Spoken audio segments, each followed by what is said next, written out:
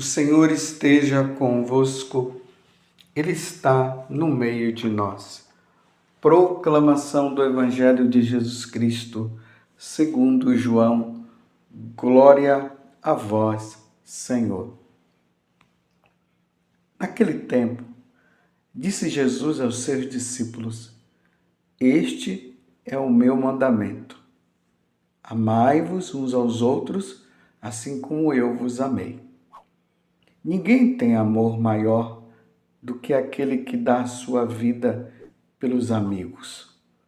Vós sois meus amigos, se fizerdes o que eu vos mando. Já não vos chamo servos, pois o servo não sabe o que faz o seu senhor. Eu chamo-vos amigos, porque vos dei a conhecer tudo o que ouvi de meu Pai. Não fostes vós que me escolhestes, mas fui eu que vos escolhi e vos designei para irdes e para que produzais fruto e o vosso fruto permaneça.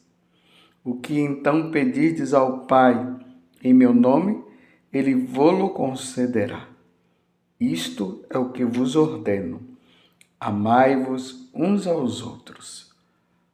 Palavra da salvação. Glória a vós, Senhor. Meus irmãos e minhas irmãs, mais uma vez eu quero desejar para você, para os seus familiares, para os seus amigos e até aqueles que se declaram inimigos, uma feliz Páscoa. Feliz Páscoa. Jesus ressuscitou verdadeiramente, aleluia. O sepulcro está vazio. E se o sepulcro está vazio é porque Jesus ressuscitou. Não como aquela mentira que o sumo sacerdote quis inventar e inventou ali no meio dos judeus e ficou ali, fala no Evangelho de São Mateus, que essa história ficou contada até os tempos de hoje, que eles roubaram o corpo de Jesus para dizer que Jesus havia ressuscitado. Essa é uma mentira. A verdade é, ele ressuscitou verdadeiramente. Os apóstolos viram com os próprios olhos. Eles comeram pão e comeram peixe com nosso Senhor. Eles tocaram no corpo glorioso de Jesus, tocaram nas chagas de Jesus. Jesus falou com eles e Jesus disse: pode vir, toque em mim para vocês verem. Eu não sou um fantasma. E os apóstolos saíram proclamando, anunciando essa boa nova e chegou até nós. Ele ressuscitou. Um dia nós ressuscitaremos também. O Verbo se fez carne. Deus se fez homem e ofereceu o seu corpo pela nossa redenção. E ao terceiro dia, depois de ele ter morrido, ele ressuscitou. Isso aconteceu no primeiro dia da semana, no domingo. Por isso que nós celebramos o dia do Senhor, justamente no domingo, para nós revivermos essa Páscoa de nosso Senhor Jesus Cristo. Mais uma vez eu digo para você, feliz Páscoa! E nós estamos, meus irmãos, no capítulo 15 do Evangelho de São João, hoje de maneira especial, o versículo 12 até o 17. É uma continuação do de ontem.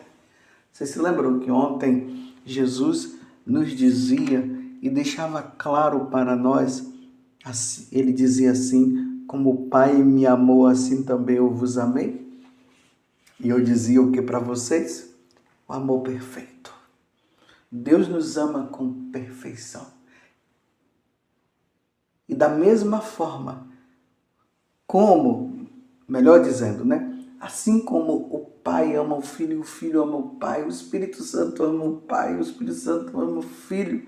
E aí brota esse grande amor trinitário, esse amor perfeito entre eles. entre a pessoa do Pai, a pessoa do Filho, a pessoa do Espírito Santo. Esse amor perfeito. E Jesus está dizendo, eu também amo vocês com esse amor perfeito. E ele dizia que era para nós permanecermos no amor. Foi o evangelho de ontem. Hoje é a continuidade. Agora, Jesus vai dizer que o mandamento, porque ontem ele dizia que era para nós cumprirmos o mandamento, agora ele vai dizer que mandamento é esse. Este é o meu mandamento. Amai-vos uns aos outros, assim como eu vos amei. É importante notar que esse capítulo 15 do Evangelho de São João, ele acontece, como eu falei ontem, na última ceia. Na última ceia, Jesus instituiu o sacramento do sacerdócio e o sacramento da Eucaristia. E ali também ele instituiu o mandamento do amor. É por isso que ele está falando aqui hoje. Este é o meu mandamento. Amai-vos uns aos outros, assim como eu vos amei. Então nós amamos a Deus. E a partir do nosso amor a Deus, nós passamos a amar também os nossos irmãos. Esse amor perfeito. Claro que nós nunca vamos amar com a perfeição de Deus. Mas o que nós pudermos fazer para amar, nós iremos amar. É isso que Jesus está a nos dizer. Então, uma vez que nós devemos amar com o amor de Deus, e vamos lutar para que esse amor seja perfeito, na medida que nós vamos amando a Deus, aí nós vamos amar os nossos irmãos também. E aí Jesus complementa. Vós sois meus amigos, ele vai dizendo, e depois ele diz assim, que não há maior amor do que dar a vida pelos amigos. E aqui eu vou dar um acréscimo, até pelos inimigos de Jesus. E aqui nós precisamos entender.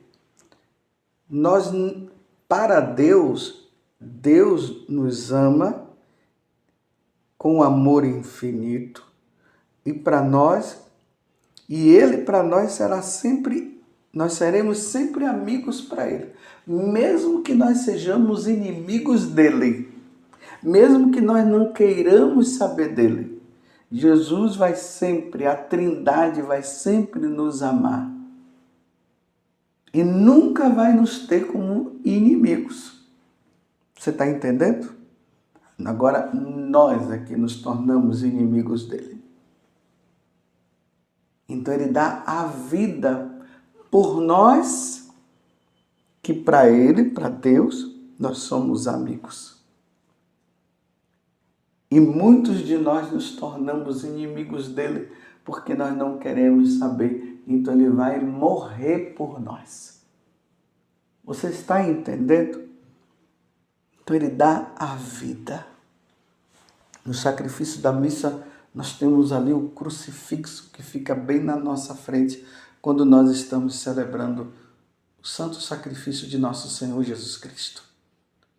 E olhando para o crucificado, como eu estou olhando agora, ali eu vejo a demonstração do amor de Jesus para comigo e para com você, para com todos nós. Para os amigos e os inimigos, aqueles que se portam como inimigos de Deus. Mas Deus vai sempre nos amar como amigos, você está entendendo? E principalmente Ele vai dar a vida para aqueles que se comportam como inimigos dEle. Nós olhamos para o crucificado. E aquela pessoa que não conhecia, nem sabia quem era Jesus, quando ele pergunta para um cristão, quem é aquele que está crucificado? Aí o cristão católico vai dizer, ele é o nosso Deus, ele é o Deus de todos nós, e ele morreu desta forma por nós. Aí, mas por que ele morreu? A pessoa poderia perguntar. Ele morreu porque nós nos tornamos inimigos dele. E ele provou o amor dele, dando a vida, porque nós merecíamos a morte, nós merecíamos a condenação. E como ele não queria que nós tivéssemos a morte, que nós morrêssemos, porque ele veio para nos dar vida em abundância. E como ele não queria a nossa condenação, ele morre por nós. Ele dá a vida dele pela nossa. A pessoa iria ficar admirada. E é assim que acontece a evangelização. Quando o homem descobre, quando o homem passa a entender esse verdadeiro amor de Deus para com ele. O homem não tem outra coisa senão se dobrar diante dele e agradecer. Na vida de Santa Baquita, depois vocês procurem ver, ler a história dela. Muito bonita a história de Santa Baquita. E tanto que o Papa João Paulo II deu a ela o nome de Sorella Universalis, ou seja, irmã universal. Ela era do Sudão, ela foi roubada, foi tirada da família dela. E é interessante que quando ela foi roubada, ela tomou um susto tão grande, porque ela amava muito o pai dela, ela amava muito a mãe. Era uma família assim muito unida, embora eles fossem pagãos, mas era uma família muito amada. Aí o baque foi tão grande que Baquita esqueceu o nome dela. E aí deram o nome dela de Baquita, a afortunada, ou seja, a sortuda, porque Baquita passou por tantas situações deprimentes.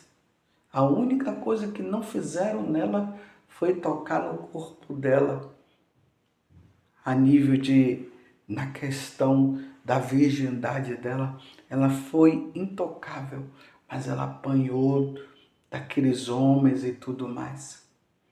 Até que ela indo para a Itália, lá na Itália, ela conheceu Jesus. E o momento do conhecimento dela com Jesus se deu diante do crucificado. O padre ali estava dando a catequese e ela perguntou: quem é ele?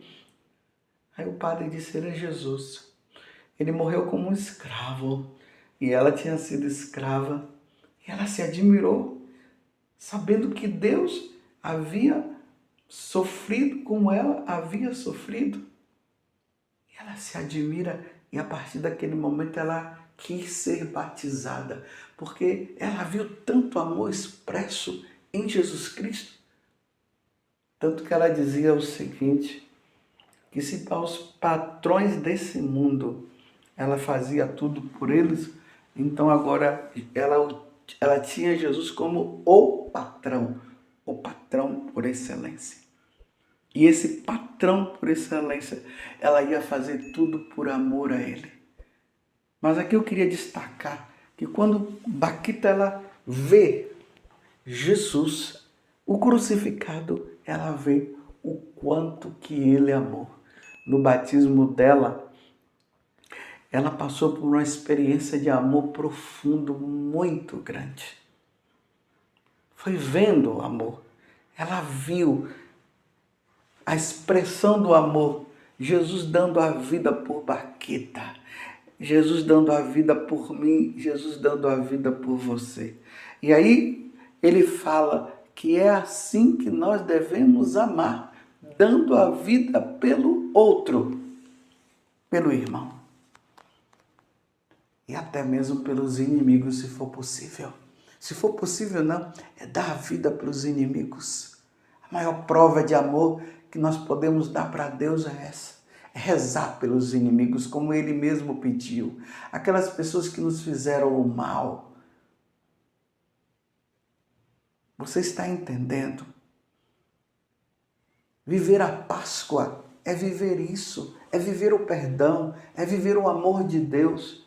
É olhar para Jesus e ver quanto que Ele nos amou e nós amarmos Ele E a expressão na prática do nosso amor é amar os nossos irmãos, ainda que sejam os nossos inimigos. Sim, aquelas pessoas que nos fizeram o mal.